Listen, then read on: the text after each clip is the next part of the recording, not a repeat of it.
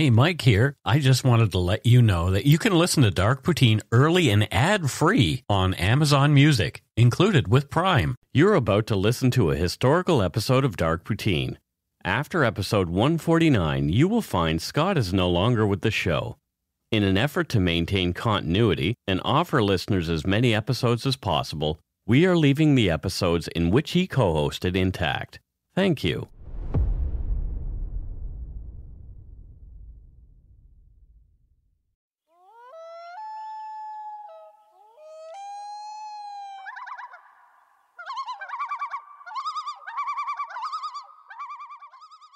Welcome to Dark Poutine. I'm Mike Brown, creator and host. With me, as usual, is my good friend, co-host, Scott Hemingway.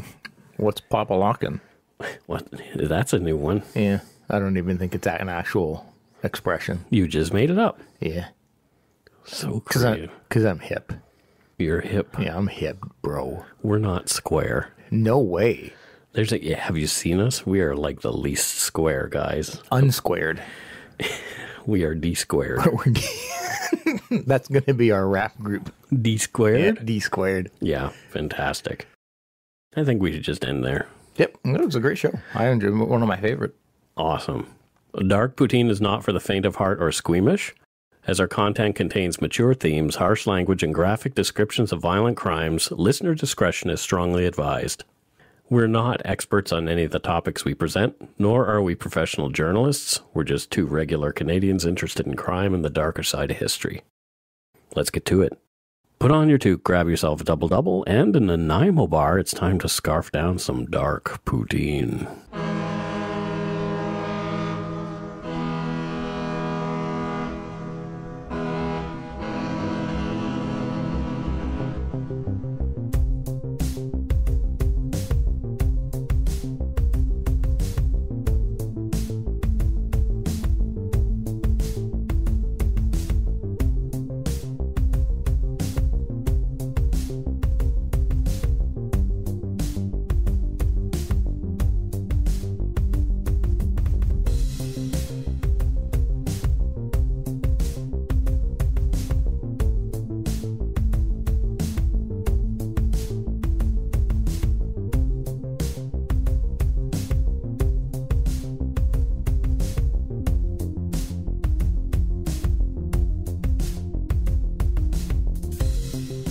808. Oh, it's my favorite of the kick drums. The 808. This is episode 36. That's a lot of episodes. 36 to be specific. 36 of them. Yeah, which is numerically, that comes after 35. It is. Yeah. Every time. Yep. Math, I got it. It's amazing. I got it. We want to start out by thanking our regular subscribers and welcome our new listeners. Hello and welcome. Love you all. Salut. Wee-wee. Don't wee-wee. Especially woo-woo? Okay, woo-woo is fine, Right. but don't wee-wee because I'll have to clean it up after you leave. Yeah, sounds like a mic problem. It definitely is. We appreciate that you're filling your ears with our dark poutine and our witty or banter. Let's just call it banter. We won't call it witty. Our noises. Our Our mutual noises. Exactly. I am trying to make a point not to step on Scott when he's talking about stuff. Step on me. Like talk over you. Talk it. I'm trying to talk right now. I'm saying things, and you're not talking over me. I'm just going to keep talking then. I'm going to see how long I can go. Oh, God. You talked over me. Jerk. But this is the thing. I think this is how I keep the show going. I have no concerns. Because you would keep going. That's the thing, is Mike and I know each other incredibly well for many, many years. I'm famous, especially in our old job where the job was talking. I'm famous for not being concise. I'm aware of this. I'm a rambler by nature. Yes. And I can go on for days. And so Mike is aware of this. And so sometimes I need a nudge to shut up. Yes. And I ask people to let me know this. I ask people to, if need be, shut me up. Because I will go for a long time if not. So it's getting to that point now. well, that's kind of what I'm trying to do. So what that means is I will talk forever, and I'll repeat myself. Yes, over and over again. While talking forever, because it's what I do. Back in our old job, I was known. Fuck. See? Yeah. We have been talking about this particular topic for quite some time, and we were excited to cover it. Many people have covered this case, and I thought perhaps we wouldn't have anything to add to the story. But as our podcast has grown, my idea of doing topics that other people have covered is starting to change. I'm feeling more comfortable with that, as I feel more comfortable with the way Dark Poutine does things. Yeah. We'll always give it a different flavor. That's exactly it. I don't think we approach all topics the way everybody else has. No. Because it's you and me, and we have our own way of doing things. So I think the reason I avoided it at first was lack of confidence, frankly, but... And rightly so. Fuck you. People have asked for our take on this particular case. We bring our own flavor to every story, and this is one that happened to someone local, so we kind of had to do it. Yep. Yeah. This episode is about the tragic death of Elisa Lam, of Canadian Chinese heritage. She was on vacation in Los Angeles when she disappeared on January 31st, 2013. Yep. After a search that was fruitless, on the morning of February 19th, almost 20 days later, Elisa's decomposing body was found in one of 4 1,000-gallon water tanks on the roof of the infamous hotel she was staying at.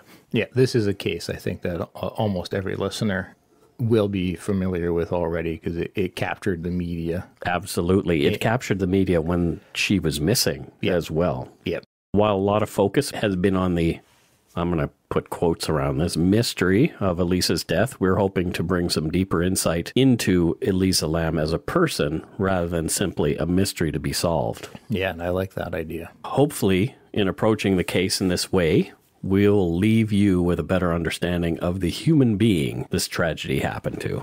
Yep. I think that's the right way to cover this. Absolutely, because people have done all the other stuff. Yeah, but there's a specific approach most of those take, if not all, that I've seen or heard. Yeah, and we're not going to go there. Good. I don't think there's as much mystery at all in what happened to Elisa Lam. Yeah, I agree with you. I mean, this is something that I've spent a lot of time watching and reading on my own, and so I totally agree with you. I don't think it's a mystery. Yeah, we'll get into that later. Elisa was the daughter of immigrants from Hong Kong. She was known as Lisa to close friends. She was born on April 30th, 1991. Out of respect, we'll use her full first name, Elisa, as we don't presume to be her friends. Yeah, yeah. And I just, we want to be respectful. Oh, absolutely. Elisa's parents, David and Yina, run Paul's Restaurant, and they serve westernized Chinese food at 4621 East Hastings Street in Burnaby. And that's 2 kilometers away from where Carol and I lived 6 years ago at the time of Elisa Lam's disappearance. Oh, interesting. Had you ever eaten there? No, we hadn't eaten there, but I know exactly where it is, and we had driven by it. Elisa and her sister were really close growing up, and Elisa had lots of friends. Many people who were close to Elisa said she was kind, considerate, compassionate, creative, and sensitive. Oh, I like that. Although outgoing and loving a good laugh, as with many creatives, she would sometimes retreat within herself and suffer dark, depressive episodes where she would spend days alone. Yeah, I think a lot of us creatives can relate. Absolutely. She often found solace with her little white dog at her side. As well, Elisa found an outlet for her creativity through the internet, in particular blogging, first at Blogspot and then on Tumblr. According to some sources, like Elisa's own Instagram page, she read and reread The Great Gatsby and collected various printings of the book in English and other languages. I saw her post an edition that she'd purchased in French as well. Yeah, I'm familiar with The Great Gatsby in title, but personally I never read it because I thought it was too wordy.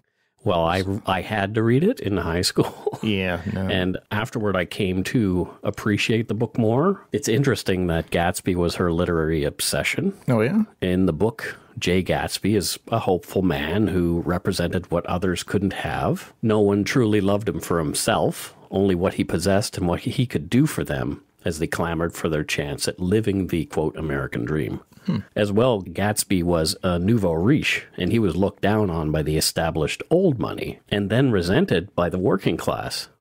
So he was kind of not welcomed anywhere, he felt. No, he couldn't win. And in the end, he didn't, dying in his own opulent swimming pool after being shot by a jealous husband. Okay, so this isn't a story of overcoming obstacles and having a wonderful life. No, it's quite sad. Okay.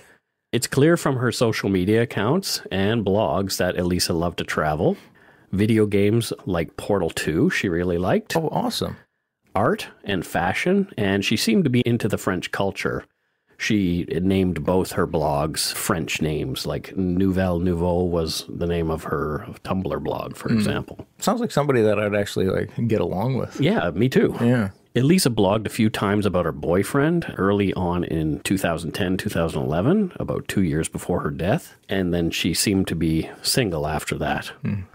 Amid the lighter fare on all these accounts, we get some really brief glimpses into her darker leanings. On May 8th, 2012, she retweeted the Paris Review. Maurice Sendak, author and illustrator, had passed away. He wrote and illustrated Where the Wild Things Are. Great book. Yeah. The tweet included a quote attributed to the late writer. It went, "I'm not afraid of annihilation. I'm not afraid of death. I just want to know more before I go." Both her Tumblr and Blogspot blogs have the same ominous epigraph, and that's an introductory note.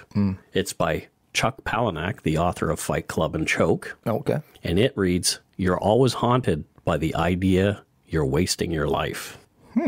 Pretty powerful. That is personally one of my greatest fears, and that's what drives me to be more prolific in my creativity, among other things, like doing this podcast, for example. Yeah. There are some true standout posts about depression throughout all of Elisa's profiles. She left us at least a sneak peek into her world. She beat up on herself a lot. Yeah, I can relate to that. It was apparent that she felt she did not measure up academically, or she felt maybe not as pretty as the other girls, those kind of things. It's abundantly clear that she was struggling with inner demons. Poor girl. From a Blogspot post on November 21st, 2011, "Depression sucks. I have no control over my emotions. I will be angry for 2 minutes and then sad again. I will be happy for half an hour and then emotional again. So far, all I've done is lay in my bed and watch episodes of Chopped. I'm just waiting for it to pass." Wow. I can relate with her more than I feel comfortable with. I know. And that's kind of why I wanted to do this episode with you, for sure, because I know you've just recently been through some stuff. Yeah, stuff. At some point while attending UBC, Elisa began to seek medical help for her depression. So she's going to University of British Columbia. They have one of the best medical facilities in the province there. It's a university hospital. Yeah, it's a great university as well. Yeah, it's a learning hospital also. So you're getting the best of best care. Yeah. Elisa began seeing Dr. Sarah E. Scarf, a psychiatry specialist at Student Health Services Psychiatry at UBC. Dr. Scarf runs the Scarf-Free Counseling Clinic at UBC. She determined that Elisa Lam was bipolar and began treating her with medication to manage her mood swings and serious depressive episodes. In another blog post simply titled, "On Happiness," Elisa quoted Ernest Hemingway. "Happiness in intelligent people is the rarest thing I know." Wow. As most of you know, Hemingway's end was not a nice one. I know, because he was my uncle. No, he wasn't. No, I know different spellings. And he probably would have been your grandfather, if anything. Don't tell me how to be my family. In the post, Elisa goes on to say that she would edit this post as her brain function improves, so it was clear that she was getting lots of help then.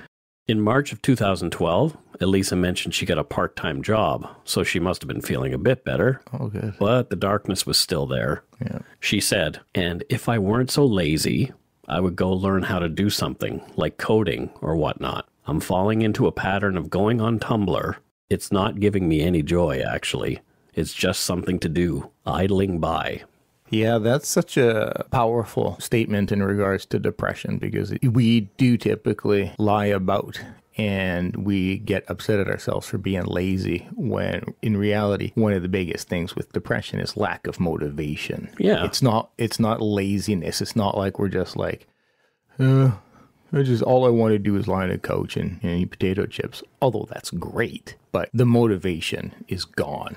On April 27, 2012, before going quiet for 3 months, she said in a post titled "Worries of a 20-something," "I spent about 2 days in bed hating myself." Mm-hmm. Her preferred blogging platform, as with many at that time, moved from Blogspot to Tumblr, because Tumblr was a little simpler and quicker to... Oh, okay. Yeah. Okay. She was pulled into social media and even mentioned needing a break from places like Facebook, saying that might help. In early January 2013, one post indicated she'd found a boyfriend again. It's scary to find someone that makes you happy. You start giving them all of your attention because they're what makes you forget everything bad that's going on in your life. They're the first person you want to talk to in the morning and the last one before you sleep, just so you can start and end your day with a smile. It all sounds great to have that someone, but it's scary to think about how easily they could just leave and take all that happiness away too when they go. So it sounded like she was externalizing her emotions quite a bit. Yeah, absolutely. Which also, Yep. We both been through that. In the middle of January, Elisa was continuing to plan her trip south along the West Coast. She'd been to Ottawa previously and wanted to see California.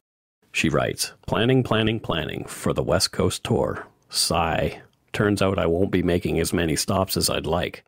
Vancouver, San Diego, Los Angeles, Santa Cruz, and San Francisco. I really want to stop at San Luis Obispo, but alas, we'll see. Suggestions and meetups still highly appreciated. Elisa and her boyfriend of only a few weeks broke up on January 18th, 2013. Oh, shit. She wrote, "He said nothing. I was rejected. I'm going to be okay. It wasn't going to work. He's worked out some things, but he's handling it in a different way. We're just different people, but I thought for a few moments that we weren't. It was just me. I want to go home, but I'm out, and I have to act like it didn't affect me at all." Getting dumped sucks. It really does. Yep, it does. She's alone, and 4 days later, she's getting onto a plane on January 22nd, 2013, and heading for her California trip. She had been planning to go alone anyway, but I guess this made it feel a little more lonely. Oh, I can understand that, yeah. She traveled about Southern California for a few days by bus and train, even visiting the world-famous San Diego Zoo. Elisa was having fun hanging by herself and doing the things that a shy but adventurous 21-year-old would do. I think a long trip after a hard breakup is actually a relatively healthy thing, because you're not just sitting in and moping. So it's, it sounds like a good plan she had. Agreed. There's no evidence that Elisa met any sinister people on her travels. None. She stayed in touch with friends and family as she was traveling and showed no signs of worry that someone was after her or anything at all was wrong. Elisa was enjoying herself.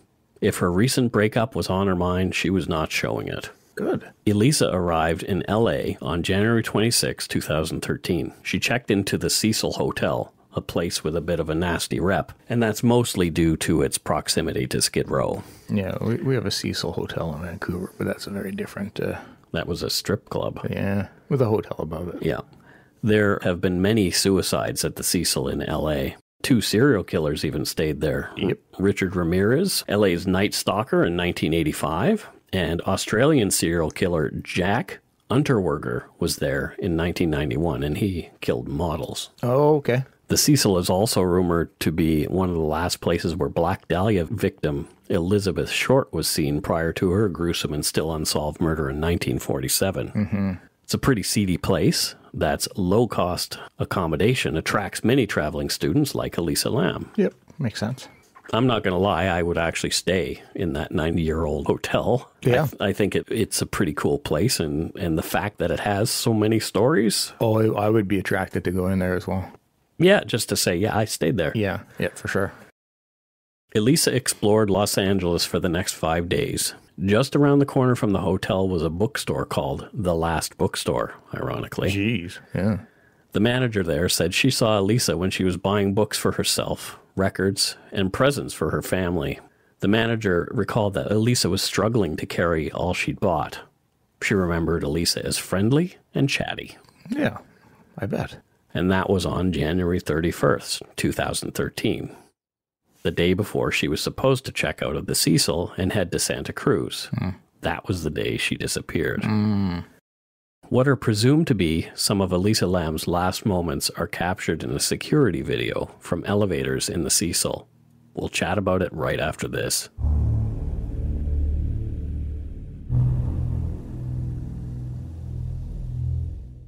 Somewhere either in the evening of January 31st or the morning of February 1st, Elisa Lam disappeared. She was supposed to check out on the 1st, and she didn't. No one saw her that day. Her room stood ominously empty. All her personal belongings were still there, including medications she was supposed to take every day. LA police were called in. They searched the easily accessible parts of the hotel, including employee-only areas, like the basement, and the roof, even using dogs. And they couldn't search every room because they would need a search warrant for that. Yeah. But there was no sign of Elisa. Her family was called. They had not heard from Elisa since January 31st. They got plane tickets and came from Vancouver to help look for her. On February 6th, LA police released a community bulletin, distributing it throughout the downtown LA neighborhood. It had 2 photos of Elisa, as well as identifying information and a summary of her disappearance. And it reads, name, Elisa Lam, description, female, Chinese, in brackets, Canadian, black hair, brown eyes, 5'4", 115 pounds, date of birth, April 30th, 91. And the summary, Elisa Lam was last seen on January 31st, 2013 at the Cecil Hotel at 640 South Main Street in downtown Los Angeles. Lam was traveling alone from Vancouver, Canada, and arrived in Los Angeles, California on January 26, 2013. Her final destination, Santa Cruz, California. She takes public transportation, including Amtrak and buses, and her language spoken, English, fluent, Cantonese, maybe not so fluent. Additional possibly suffers from mild depression. Anyone with information concerning this case is asked to contact detectives at the Homicide Special Section, Robbery Homicide Division. I think that's just how they deal with missing persons. I don't think homicide detectives indicate. Because that stands out when it's like, yeah, this person's missing, contact homicide. But she's missing without her medication. Yeah. Right away. So they're probably going to think maybe she didn't wander off on her own. Well, and different states and different cities have different protocols for where specific cases go. Yeah. And it might just be the protocol they have there is to any missing person goes directly to homicide. So there still were no leads and no sign of Elisa.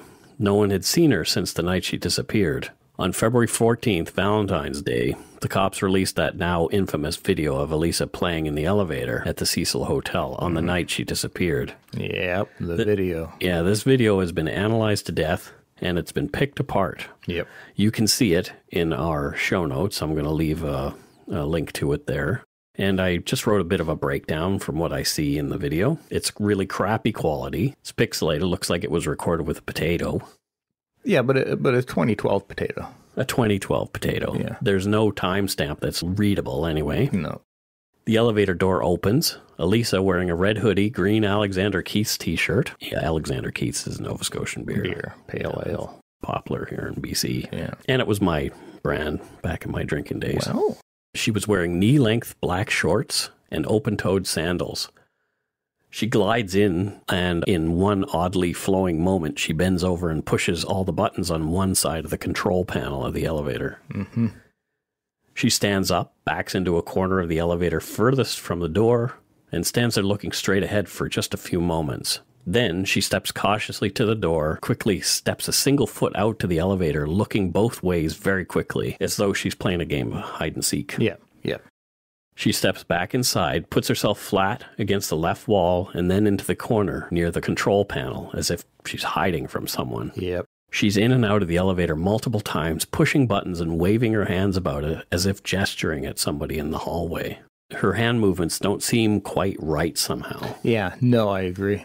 She finally leaves the elevator and the door closes. The door opens twice, and Elisa never comes back into the elevator. and the video ends on a closed door. Yep. It certainly is a video that it would be impossible to not scratch your head Sure. while watching. Yeah, but I think people are reading a lot of things into it that aren't there. Well, and again, I can understand it. I mean, initially, I fell in that direction when hearing and seeing it of like, what on earth is like, what is happening? But that's without knowing any context to who she is. Yeah, even though millions watched the video of Elisa in the elevator, there were still no new leads, just more questions, and armchair detectives who'd watched an episode or two of CSI weighing in with wacky speculative theories.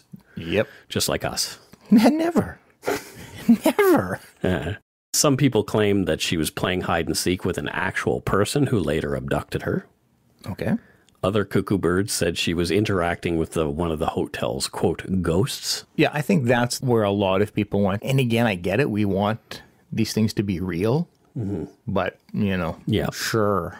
Some thought she may have been on MDMA or another party drug, even PCP or something else. Yep. I've seen that kind of behavior from somebody on psychedelics. So I see how people could jump to that conclusion for sure. Yeah. Well, and I've certainly had enough trips down Hastings in Maine to see people they're not functioning normally. Right. There were also people who thought that what they saw was somebody having a psychotic break. Absolutely. And I think some of the people on Hastings Street are also that. Oh, you're not there because life is great. Yeah. There's a lot of mental illness, and I have nothing but empathy for them. sure. On the morning of February 19th, 2013, hotel guests called the front desk complaining of low water pressure. Others said that there was a weird smell coming from the water. Oh, God. There was barely enough pressure to shower.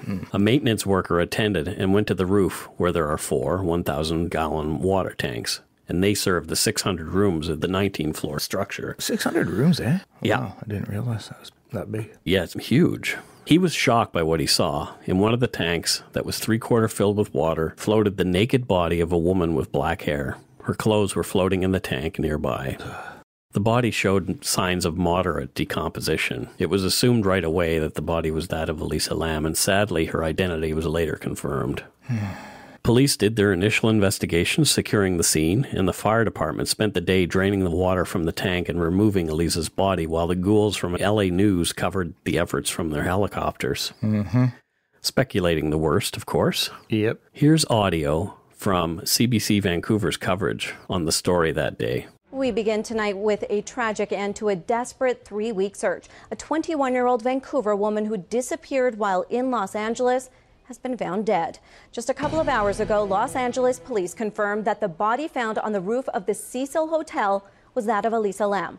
Lam was last seen at the hotel on January 31st. A worker found her body at the bottom of a sealed water tank this morning after a guest complained about low water pressure. Police initially searched the roof after Lam disappeared, but not the water tanks, which are kept unlocked. Anybody could open it, but the roof is secured with an alarm and a lock and a key to the door access. Last week, LAPD released a surveillance video from the hotel elevator the night Lam disappeared. Police say she was exhibiting strange behavior. Investigators confirm she battled depression but could not comment on her mental state in the video. Police have said before that they suspected Lam may have met with foul play. I guess if it bleeds, it leads. I'm going to sound a little bit like Donald Trump here. I'm really sorry for that. The irresponsible media right away took early police comments out of context, saying there could have been foul play in Elisa's death. They weren't saying it that day. This led to wild rumors and even more crazy analysis of the elevator video. There's a lot of bullshit out there about Elisa's death. Although the fire department and Department of Public Health told the press that Elisa's body posed no biohazard concerns due to the chlorine present in the city's water, people who had been staying at the Cecil were disgusted. Yeah, understandably. Sure. If you think that you had been drinking passed away person, that would not be pleasant. Biohazard or not, it's still not a pleasant thing to realize you've been drinking a decomposing body. Right. The thought they'd been washing and even drinking that water that had been shared by a corpse was too much to bear. Yeah. Some claimed that the water had tasted funny. Most of the short-term guests checked out right away, as did some of the long-term residents. Some hung on, and the Cecil said that people were to use the water only for flushing, until they cleaned out the tanks. I remember that, yeah. Yeah. The Cecil was later sued in a class action lawsuit by residents and short-term guests who had been using the water in the hotel while Elisa's body was in the tank. I don't know how that lawsuit turned out. I couldn't find anything else about it, so it was probably dropped. Yeah, without knowing the details, it's not one that I could really see being successful. But I can also understand on the other side of it, if that were me, it could be kind of traumatizing, and I might want to seek something for that. So yeah. An autopsy was performed on Elisa Lam, and the results were released. She showed no signs of damage to her larynx. Her hyoid bone was intact, and there were no petechial hemorrhaging in her eyes. Those are 3 things that they look for if someone had been strangled. yeah, it's very, very important to recognize that none of that was there. She showed no signs of recent intercourse or sexual assault. Elisa's body showed no signs of assault or defensive wounds of any sort. Very important. Elisa had water in her lungs consistent with drowning, which was what matched her cause of death, accidental drowning. Yeah. Other factors, mild bipolar disorder. Toxicology tests, of course, took a little longer to come back, and they were interesting not for what they contained, but what they didn't. Elisa had been prescribed a lot of drugs, psychiatric and otherwise, and these were found in her room. Now, I found an interesting article from Reddit by a user named Hammy Sammy. Why does everybody on Reddit have such a silly name? Because why not? I guess so. Yeah, you'd want to remain anonymous there. He compared Elisa's prescriptions to the toxicology report, and information he mentioned in his article checks out with the known facts. I compared the two. From Hammy Sammy's article, I can't believe I have to say that name. Here's the list of drugs that Elisa had with her, and these were what was found in her room. So Dexedrine, just 2 10-milligram capsules, a loose stimulant prescribed for ADHD and narcolepsy. Lamictal, an anticonvulsant and mood stabilizer prescribed for epilepsy and bipolar disorder. And we know that she was bipolar. Yeah. Seroquel, 25 milligram atypical antipsychotic prescribed for schizophrenia, bipolar disorder, and major depressive disorder. Effexor, 225 milligram SNRI antidepressant prescribed for major depressive disorder, generalized anxiety disorder, panic disorder, and social phobia. And Wellbutrin, an atypical antidepressant prescribed for depression and smoking cessation.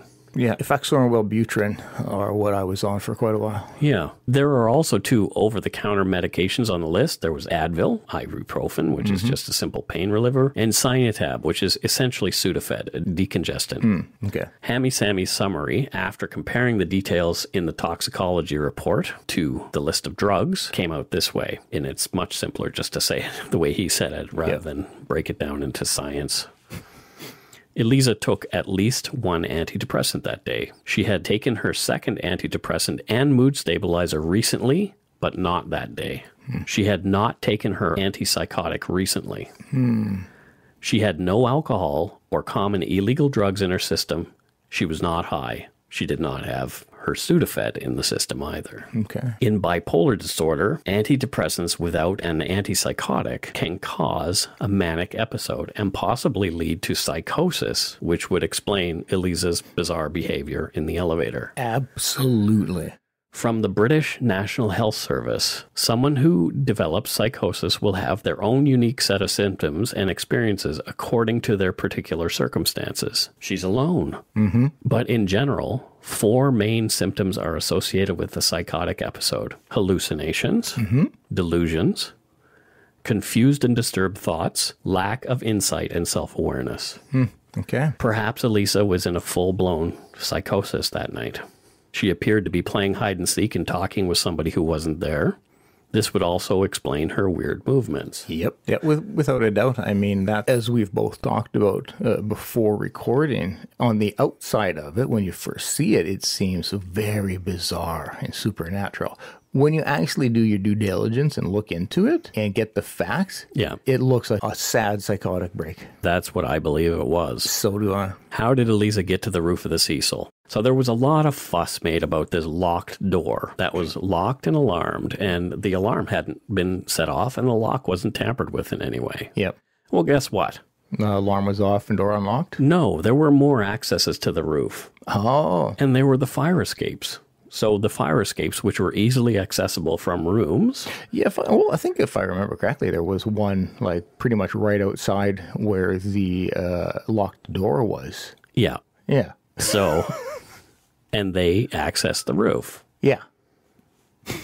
You're somebody who is in the midst of a psychotic break. You're playing hide and seek from a mysterious, unseen stranger. Yep. Hey, that looks like a great escape route. Yep. I'll go that You way. probably just have to pop your head out the window and see the stairs and ladder. The accesses to the roof are unmarked, but I don't think that makes a difference. If you can see it, then why not use it? You probably see it from outside if you're like just walking by. Absolutely. And again, peek your head out there and look up and go, oh, there's stairs and a ladder leading up. There are also a couple of ways to access the tanks, and that's been a lot of the conversation in some other things that I've seen and read. Yep. Those tanks are 10 feet tall. Yep. If you think, she's 5'4", Yep. so she's shorter than I am. Yep. But if you notice, on those tanks, there's a little ladder that leads up to the tank. This is mentioned in the statement of facts about this hotel later being sued. Okay. Oh, okay. So there were actual ladders. You just need to climb onto the plumbing and you access the ladder and climb up on top. So not as Not as difficult. crazy and supernatural as people. That's right. Okay. Or you could climb up on top of the elevator machine house Yep. and jump down onto them. Yeah. And it's not that much of a leap. It's like 2 feet. Yep.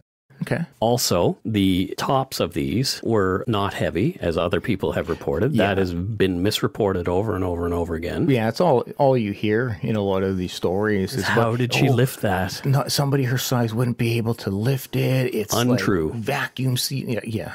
Absolutely untrue. Yeah. I looked at the symptoms for psychosis again, Yeah. and I thought sort of one of the most interesting and ominous ones was the lack of insight and self-awareness. Yeah. In this case, where she's completely alone, Yeah. she has no one to guide her Yeah. at all. And maybe this is what drove her to go and do the things that she did. She just was doing what her brain was telling her to do at the time. Well, if you put somebody in a manic state, and I've seen a fair amount of people in a heightened state of mania, if you put somebody in that state and then they're also having a psychotic break, that is a recipe for disaster. If psychotic, Elisa would not have been able to understand that going into the tank was a bad idea or dangerous. Well, and that's where the mania comes in, because you think you've got it all figured out. Oh, I've solved all of the world's problems. And so you think like, okay, this will work out perfect. I'll go in here and like, yeah, it's just tragic. It's easy to want to explain Elisa's behavior that night in the elevator as more sinister, but only she would be able to definitively answer what was going on inside her to perform that way. Yeah. I would bet she would even struggle to explain what went on, and here's why I think that. Oh, do tell. A little more from my own story here. I am actually somebody who has suffered a psychotic episode.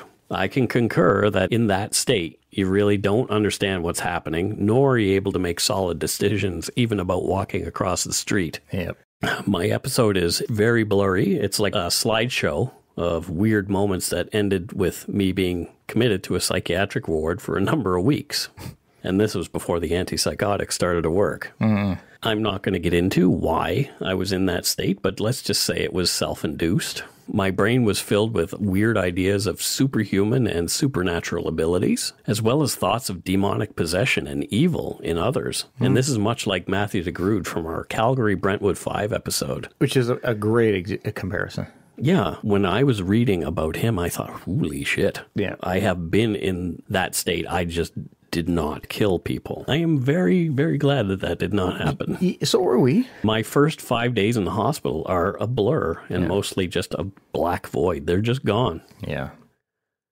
I'm grateful every day that I didn't hurt anyone else or myself while in that state, although I do recall dark and horrible thoughts about myself and others. And it's why I reached out for help. I was afraid that something bad was going to happen. And thank goodness. Yeah. Most people don't have the awareness in that state to call and seek help. No, and I don't know where mine came from. But it came. Yeah. It just did. Yep. I believe that Elisa died by accident, but not because she intentionally did something stupid, but because she couldn't conceptualize what was right to do while in her psychosis. 100% agree. It's always been my feeling. People choose the most minute detail and bang away at it, hoping to uncover a link to a killer or something that's more sinister or evil. Yeah, I think one of the reasons why people do that is because it's easier to rationalize in our brains that somebody did this to somebody as opposed to, oh, the human mind can snap, because then that means we have to analyze ourselves and Correct. our actions. And so people immediately tend to go to being able to externalize. Somebody did this to somebody. Yeah. And so even though many have reported otherwise, I think Occam's razor, the law of parsimony, plays here. The simplest solution is the most likely and the right one. Absolutely. I believe what we are really seeing on that overanalyzed video is a young woman in crisis. It's too bad that no one caught on before she met her unfortunate end. Yeah. The Cecil was also sued for negligence by Elisa's parents, alleging that the hotel should have locked the tanks. That was an accident waiting to happen, they said. In this, I can understand a lot more than the other lawsuit. You know, having easy access to the roof as well. Like they didn't take the required precautions to secure that. Well, the judge didn't feel that that was the case and threw it out. Well, I'm not saying that I would find. I'm just saying I can understand where the family's coming from. Yeah, I have questions too. How long was Elisa in the tank before she drowned? Was she afraid or was she at peace when she died? I kind of hope that she was having a peaceful moment.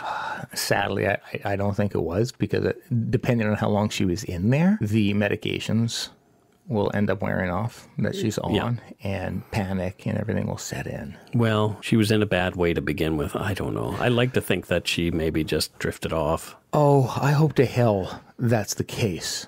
I suspect it's not, but this is all just so tragic and sad. Yeah. A few years ago, Scott and I were at the local Surrey Fusion Festival, and that's a multicultural celebration that's here every year. Yeah. We photographed one of the bands playing that day called the Zolas. Yeah. Remember that? I love them. I was listening to them yesterday. I was really proud of my photos of the lead singer. You can still see them on my Flickr account. Absolutely. One of the songs they played that day was the title song from their album, Ancient Mars, and I love this song. I loved it then. It is literally a fantastic and incredible song. If you're out there, I don't know how much play it got outside of Canada, but go give it a listen. It's a great song. Ancient the Mars. Zolas, Zolas, Zolas. And Ancient Mars is the song. That's right. This song was released in 2012. However, the video for it wasn't made until 2013, after Elisa's death. The video for Ancient Mars was inspired by the Elisa Lam case. I didn't know that. Zach Gray, who's the lead singer for the band, was touched by the story and felt as we do that Elisa's humanity had been left out of much of the speculation around her death. The lead singer, Zach Gray, told Huffington Post in an email, "It's not easy to write her off as just another missing girl who got herself in trouble. It bugged me how tidily people explained away her disappearance with drugs or mental illness. Though it's mostly fiction, we want people to see it and feel like she was a real girl and a familiar girl and not just a police report." Wow, I had no idea that that song was based off of this. Well, the video for the song. Yeah, this video, I don't really remember the video, but Yes. wow. Yeah. Wow, I love the band, and now You do even more. hearing Zach approach towards the video, like even more respect. Yeah, for sure. In it, you can see this girl is traveling around Los Angeles. Yeah. All by herself, just going to different places and just having a great time. And this is how I sort of picture her last days. Yeah. There's water in the video as well, which is kind of ties back symbolic, to the whole thing. Yeah. But also they really do go to the Cecil. Do they really? Yeah, in the video. Yeah, you'll have to watch it. Check it out. I've got it. I mean, I'll probably start watching and go, oh, yes, I remember this. But as soon as this is done, I'm watching it. I'd close the show this week with Ancient Mars, but I have zero interest in having the shit suit out of me, so I don't think the band would do it. I considered emailing Zach Gray and the band just to see if we could use it, but it's such a short turnaround time from the time I actually wrote this until we're talking about it. Yeah. So I didn't want to take the chance to just throw it in there. But it is worth going to check out. I'll post it in the show notes. Yeah, do that. Yeah, such a great song. I wanted to talk about her parents a little bit. I remember Carol and I were driving past her parents' restaurant. Yeah. And there were flowers and stuff at the doors. The restaurant was closed. And I remember knowing that that's where her parents' restaurant was. And we kind of mentioned it as we drove by. Oh, how heartbreaking. Yeah, very sad. Yeah. You could see people left them flowers and notes and all that kind of thing at the closed doors of their restaurant. I'm hoping that the family is doing okay, because that's like... losing a child is horrific. I can't imagine anything worse, and still trying to function and operate a business has got to be such a challenge. So I hope they're doing well. I hope they're doing okay. And I want to finish Elisa's story with something that she didn't write, but she quoted in a blog post. And this was on Remembrance Day in 2010, and the post was titled Quotation Marks. And it's from Jane Fitch's book, White Oleander. Loneliness is the human condition. Cultivate it. The way it tunnels into you allows your soul room to grow. Never expect to outgrow loneliness. Never hope to find people who will understand you. Someone to fill that space. An intelligent, sensitive person is the exception, the very great exception. If you expect to find people who will understand you, you will grow murderous with disappointment. The best you'll ever do is understand yourself. Know what it is that you want and not let the cattle stand in your way. Oh, wow. Wow. Pretty deep. Yeah, absolutely. Great way to end this. So thank you, Elisa, for your story, albeit a tragic one. Yeah, very tragic. So thank you to our new Patreon patrons. There's a lot of P's. There's a lot of P's. Melissa Belair from Langley, British Columbia, just up the street. Oh, God, it's so difficult to not make a Fresh Prince reference, but I'm sure she's sick of that. But welcome, Melissa. Jennifer Lacroix. Oh, hi, Jennifer. Yeah, she's in the Umber Yard there. Yes, okay. Yes, I know the name. She's from Moncton, Nouveau-Brunswick. Oh. Yeah. Man, I love that place. Yeah, I like New Brunswick a lot. Lisa Leuenbauer. Hey, Lisa. Welcome. And Ostrich looks like Austria. Why don't you pronounce the actual... Österreich. Oh, yeah. I'm not going to mention where the street she lives on. That would be wrong. Is that the street?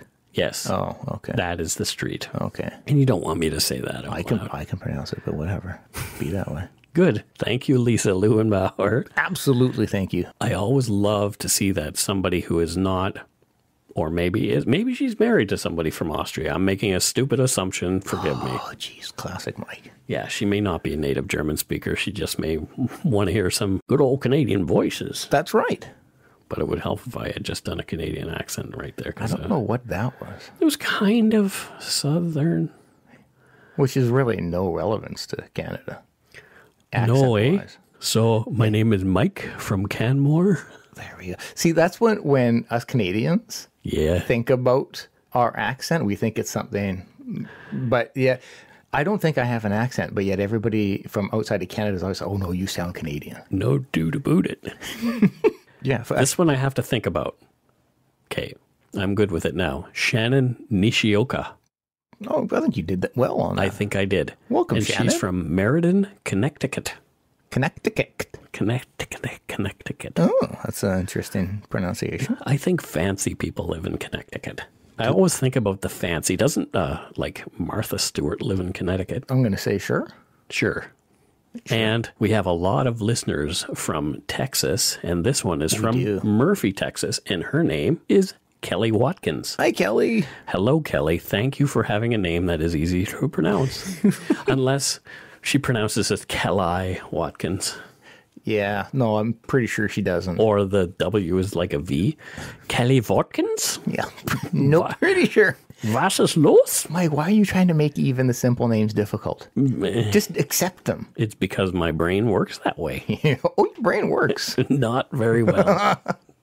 Clearly, we've described in this episode that I have had issues with my brain before. You know, a lot about you makes more sense now. Right? Yeah. I do bring some color to things. I have a really shitty short-term memory. Oh, I am on board with that. I seriously have a very, very bad short-term memory. I will have a conversation and then forget that I've had that conversation completely. It's a big topic of conversation between me and my psychiatrist now, whether it's meds-related or what. But yeah, no, my memories. It's because you're a fruit bag. Well, that plays a role for sure. Because you're Fruity in the Pumpkin. Just like me. Fruity in the Pumpkin. I like that. We're Fruity in the Pumpkin. I like that. Thank you all so much for your pledges. We really appreciate it. Love it. Thank you. If you want to donate to us, you can do so at patreon.com/darkpoutine or send us some donut money via PayPal at our email, darkpoutinepodcast@gmail.com. Check out our website, darkpoutine.com, for show notes and other cool stuff. Follow us on Facebook, Twitter, Instagram. Just search for Dark Poutine. And come join the Yumber Yard. We are getting busy in there. It's just, I love how busy it's getting and how amazing it still is. People post every day. I try to post every day personally. It's, it's become very challenging, I'm finding, just simply due to the fact, like, got a lot going on with family and everything. But, like, I wake up every morning and there's, like, 40 notifications on my phone. And so, like, I do my damnedest to kind of click on them all. But I find it best when people tag me. Yeah. That's why I do that. Yeah, that's what really pulls me in quicker. So if there's ever anything people like you really want me to see or hear something, tag me. It gets my attention. Now I'll get 40 tags a day. I am the same way. Yeah. If someone tags me, I'm more apt to see it. It's getting so busy now I can't keep up. And I'm the admin and Scott's the moderator. So. Yeah, and I love it. I absolutely love it. So keep it going. But just don't ever take offense if we're not commenting on something. It's just, it's so much, and I love it. We love your love. We love how you love each other, too, which is really kind of cool. It's just, I could not have predicted an internet group being so kind. Being so amazing. Yeah. For a sustained amount of time. And I'm telling you, if you're listening and you're a douche canoe, or if you're listening and you are not a nice person and a bad apple, and you come into the Yumber Yard and you're a dink, I'm going to kick you out. Yep. Bye-bye. And I mean, we're allowed to have passionate discussions and stuff. There's a difference between... but abusive discussions are not welcome. Exactly. So there's a difference between spirit and passion and being a dillweed. If you're a dillweed, you can GTFO. That's right. And I will ensure that the door doesn't hit you in the ass on the way out. Absolutely. And there's no real door, though. If you want to subscribe to our podcast, you can do so on iTunes, Google Play, Stitcher, TuneIn, or Spotify. That's it for this week. Holy moly. Yeah. This is a sad, sad case. This was a very sad case, but you know what? I feel like we handled it in a way that we can be proud of. I feel like we handled it in the way that I want it handled. Yeah, me too. Not salacious, not going the easy route, which is trying to sensationalize it. It's a poor girl. I want to be thoughtful in the way we approach these things. For sure.